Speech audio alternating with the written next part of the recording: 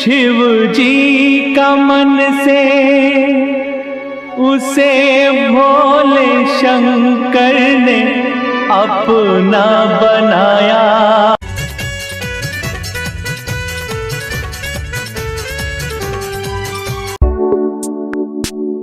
जय बाबा श्रीखंड महादेव जी की सभी भक्तों को जय भोले बाबा जी की। जैसा कि आप सभी को पता है कि हमने श्री अमरनाथ जी यात्रा का पूरा ट्रैक कवर करके वीडियो बनाई है, किन्नर कला जी की अपलोड हो चुकी है बाबा जी चैनल पर। अब हमारा अगला प्लान है श्रीखंड महादेव जी का। तो इस वीडियो का बनाने का जो पर्पज़ है, हमने पूरा ट्रैक कवर किया है। उसका ट्रैक कवर करने का पर्पज़ यही है कि कई बार क्या होता है, कुछ इन्फॉर्मेशन ऐसी अधूरी रह जाती हैं जो हम भक्तों को नहीं दे पाते हैं, या एक्चुअल में कैसा ट्रैक है, कैसे चलना है, या कैसी कंडीशन में हम कैसा रिएक्शन कर रहे हैं वहाँ पे, या क्या क्या बातें। तो हमने कोशिश की है कि पूरे ट्रैक को जितना हमसे हो पाया भोले बाबा जी के आशीर्वाद से उसको कवर किया है, और उस समय जो परेशानी आई है उसका हल बताया। कुछ चीज़ बड़ी अच्छी लगी है तो अच्छा बताया, कुछ चीज़ें ऐसी लगी हैं जो नहीं होनी चाहिए, तो उसके बारे में हमने इसमें वीडियो में डिस्कस किया है। तो इसके बनाने के पर्पज़ जो था ये था कि भोले बाबा जी के आशीर्वाद से काफ़ी टफ ट्रैक है ये, और काफ़ी सारे भक्तों ने कहा था कि बहुत मुश्किल होता है, और कैसे हो पाएगा, खाने का सामान साथ में ले जाना पड़ेगा, और लोग वहाँ पे फंस जाते हैं।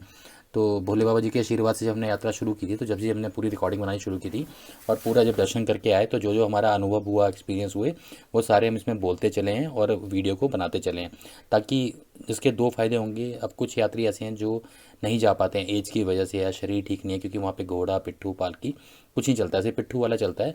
बाकी चलना आपको पैदल ही पड़ेगा, वो भी उठा के कोई नहीं ले जाता है आपको, सिर्फ आपका सामान के लिए वहाँ पे आपको पोर्टर मिल जाएगा जो आपके साथ चलेगा।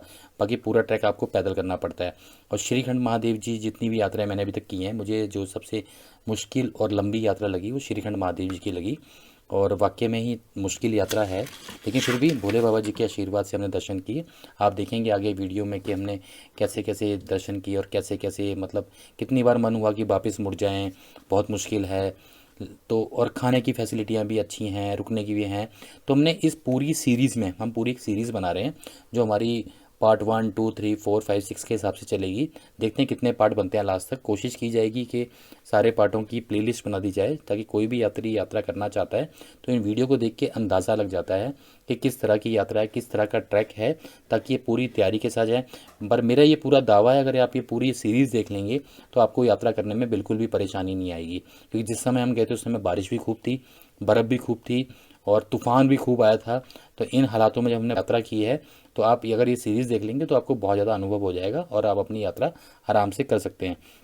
भोले बाबा जी के आशीर्वाद से आप पूरी सीरीज़ देखने के बाद, अभी सीरीज़ डल रही हैं या डल चुकी हैं जैसे, तो पूरी सीरीज़ देखने के बाद फिर भी आपके मन में कोई सवाल रह जाता है, तो मेरा ये नंबर है 9891999236। आप इस पर मुझे व्हाट्सएप कर दें, और अगर बहुत ज़्यादा ज़रूरी है तो मुझे कॉल भी कर सकते हैं, कोई दिक्कत नहीं है। भोले बाबा जी के आशीर्वाद से मेरी ये पूरी कोशिश रहेगी कि जल्द से जल्द और सही जानकारी आप सभी भक्तों तक पहुंचाई जाए। और कोई ऐसे टफेस्ट ट्रैक हैं जिनके बारे में आपको जानकारी चाहिए, तो आप मुझे कमेंट बॉक्स में कमेंट भी कर सकते हैं, ताकि भोले बाबा जी के आशीर्वाद से उन ट्रैकों को भी किया जाए और वहाँ की वीडियो बना के आप सभी भक्तों के साथ शेयर की जाए। जय बाबा श्रीखंड महादेव जी की। जय भोले जी की। बाबा जी के आशीर्वाद से हम शिमला पहुंच गए हैं, और शिमला से निकलेंगे अब। यहाँ से अब रामपुर के निकलेंगे, रामपुर से बागीपुल। 3 बज गए हैं, और यहाँ से 3-4 घंटे और लगेंगे। 8 बजे तक हम बागीपुल पहुंच जाएंगे, और बागीपुल से आगे फिर यात्रा के लिए निकलेंगे।